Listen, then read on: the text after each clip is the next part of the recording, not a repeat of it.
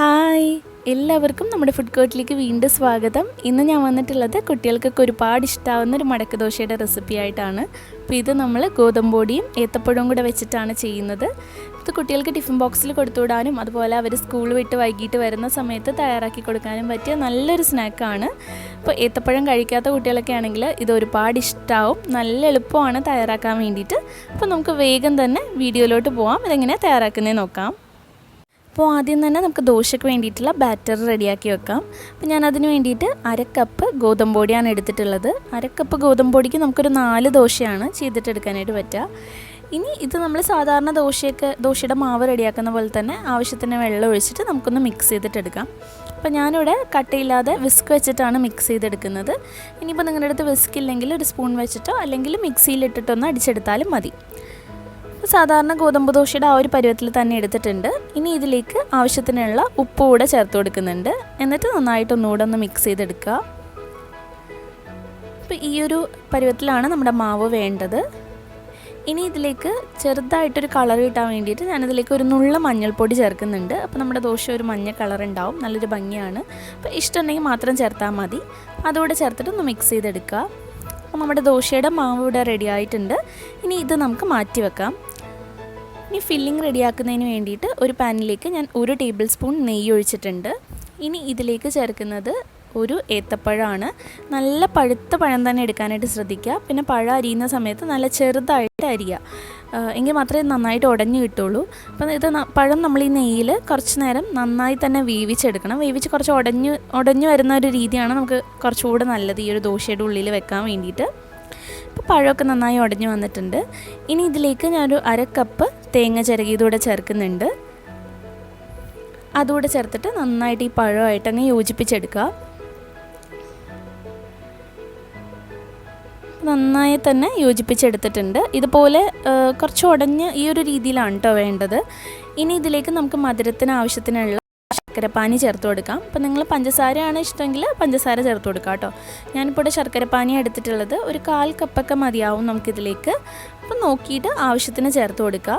ശർക്കര ഉരുക്കി അരിച്ച് വെച്ചിട്ടുള്ളതാണ്. അതുകൂടെ ചേർത്തിട്ട് നമുക്ക് നന്നായി ഒന്ന് യോജിപ്പിച്ചെടുക്കാം. ഇപ്പോൾ പഴത്തിനൊക്കെ ഓൾറെഡി മധുരം ഉള്ളതുകൊണ്ട് ഒത്തിരി ശർക്കരയുടെ ആവശ്യം ഉണ്ടാവില്ല. മധുരം നോക്കിയിട്ട് ചേർത്താൽ മതി. ഇപ്പോൾ നമ്മുടെ മിക്സ് ഏകദേശം റെഡി ആയിട്ടുണ്ട്. ഇനി ഇതിലേക്ക് ഒരു 1/2 ടീസ്പൂൺ ഏലക്കായ പൊടിച്ചതുകൂടെ ചേർത്തിട്ട് നന്നായിട്ടൊന്ന് യോജിപ്പിച്ചെടുക്കുക. അപ്പോൾ ഇതുപോലെയാണ് നമ്മുടെ മിക്സ് ഉണ്ടാവേണ്ടത്. നമുക്ക് ആ ദോശയുടെ ഉള്ളിൽ വെച്ചിട്ട് നന്നായിട്ട് പേസ്റ്റ് പോലെ ആക്കി കൊടുക്കാനായിട്ട് പറ്റണം. അപ്പോൾ നമ്മുടെ ഫില്ലിംഗ് ഇവിടെ റെഡിയായി. ഇനി ദോശ റെഡിയാക്കിയിട്ടെടുക്കാം. അപ്പോൾ ഒരു പാനിലേക്ക് ഒരു 2 കൈയിലോളം ഞാൻ മാവ് ഒഴിക്കുന്നുണ്ട്. എന്നിട്ട് സാധാരണ നമ്മൾ ഗോതമ്പ് ദോശയൊക്കെ പരത്തുന്ന പോലെ തന്നെ നല്ല നീരിതാക്കി അങ്ങ് പരത്തിയെടുക്കുക. എന്നിട്ട് നമുക്കിതൊന്ന് അടച്ചു വെച്ചിട്ടൊന്ന് വേവിച്ചെടുക്കാം.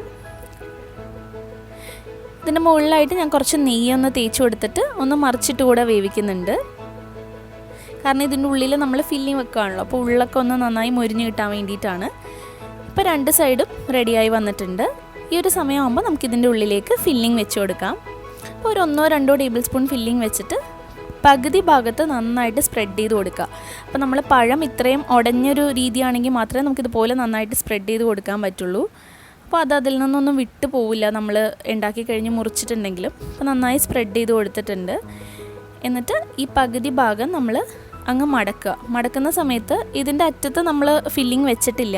അപ്പോൾ അറ്റത്തെ ഭാഗം നന്നായിട്ട് അങ്ങ് ഇതുപോലെ ഒന്ന് അമർത്തി കൊടുത്തിട്ടുണ്ടെങ്കിൽ അതങ്ങ് ഒട്ടിയിരുന്നുള്ളൂ. അപ്പോൾ അതൊന്ന് പൊളിഞ്ഞൊന്നും പോരില്ല. അപ്പോൾ ഇതുപോലെ അറ്റം നന്നായി ഇതുപോലെ അങ്ങ് അമർത്തി കൊടുക്കുക. അപ്പോൾ ചൂടോടുകൂടി ആയതുകൊണ്ട് തന്നെ അതങ്ങ് ഒട്ടിയിരിക്കും. കണ്ടില്ലേ, ഇപ്പോൾ അറ്റമൊക്കെ നന്നായി സീലായിട്ടുണ്ട്. ഇനി ഇതിൻ്റെ മുകളിലായിട്ട് നമുക്ക് കുറച്ച് നെയ്യൊന്ന് തടവിയിട്ട് 2 സൈഡും നന്നായിട്ടൊന്ന് മൊരിയിച്ചെടുക്കാം. അപ്പോൾ കുട്ടികൾക്കൊക്കെ ഒരുപാട് ഇഷ്ടമാവും നന്നായിട്ടൊന്ന് മുരിഞ്ഞ് വന്നിട്ടുണ്ടെങ്കിൽ. അപ്പോൾ ഞാൻ 2 സൈഡ് ഇതുപോലെ ഇട്ടിട്ട് നല്ല ക്രിസ്പി ആക്കി എടുക്കുന്നുണ്ട്. അപ്പോൾ നമ്മുടെ ഫില്ലിംഗ് ഒക്കെ അതിൽ നല്ല ഒട്ടിയിരിക്കുകയാണ്. കണ്ടില്ലേ, ഇത്രേ ഉള്ളൂ നമ്മുടെ മടക്ക് ദോശ. 2 സൈഡും നല്ല ക്രിസ്പിയായി വന്നിട്ടുണ്ട്. അപ്പോൾ ഇതുപോലെ നമുക്ക് ബാക്കിയുള്ളതും റെഡിയാക്കിയിട്ടെടുക്കാം. അപ്പോൾ ഇതിൻ്റെ ഫില്ലിംഗ് ചെയ്യുമ്പോഴാണ് നമ്മൾ കറക്റ്റായിട്ട് ആ പഴം നല്ല പഴുത്തിട്ടുള്ള പഴമാണെങ്കിൽ അതുപോലെ നന്നായി ഉടഞ്ഞു കിട്ടുള്ളൂ. എന്നാലേ ആ ദോശയിൽ നന്നായിട്ട് ചേർന്നിരിക്കുള്ളൂ.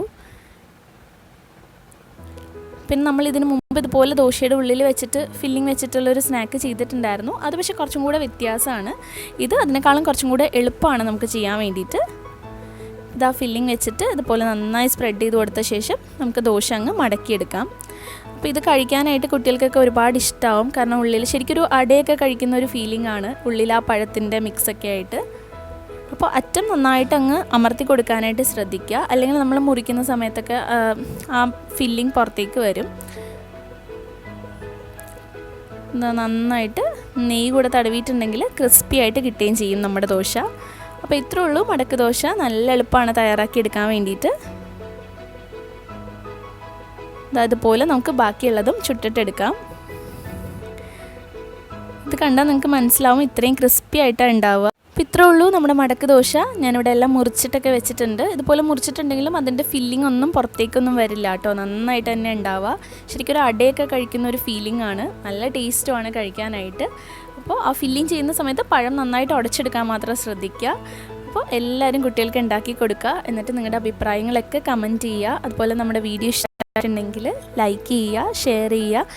പിന്നെ ചാനൽ ഇതുവരെ സബ്സ്ക്രൈബ് ചെയ്തിട്ടില്ലെങ്കിൽ താഴെ ഒരു റെഡ് കളറിലൊരു സബ്സ്ക്രൈബ് ബട്ടൺ ഉണ്ട്, അതൊന്ന് പ്രസ് ചെയ്തിട്ട് സബ്സ്ക്രൈബ് ചെയ്യുക. അതിൻ്റെ അടുത്തൊരു ബെല്ലൈക്കൺ വരും, അതോടെ ഒന്ന് ക്ലിക്ക് ചെയ്യുക നോട്ടിഫിക്കേഷൻസിനൊക്കെ ആയിട്ട്. അപ്പോൾ നെക്സ്റ്റ് വീഡിയോയിൽ നമുക്ക് വീണ്ടും കാണാം പുതിയൊരു റെസിപ്പി ആയിട്ട്. താങ്ക്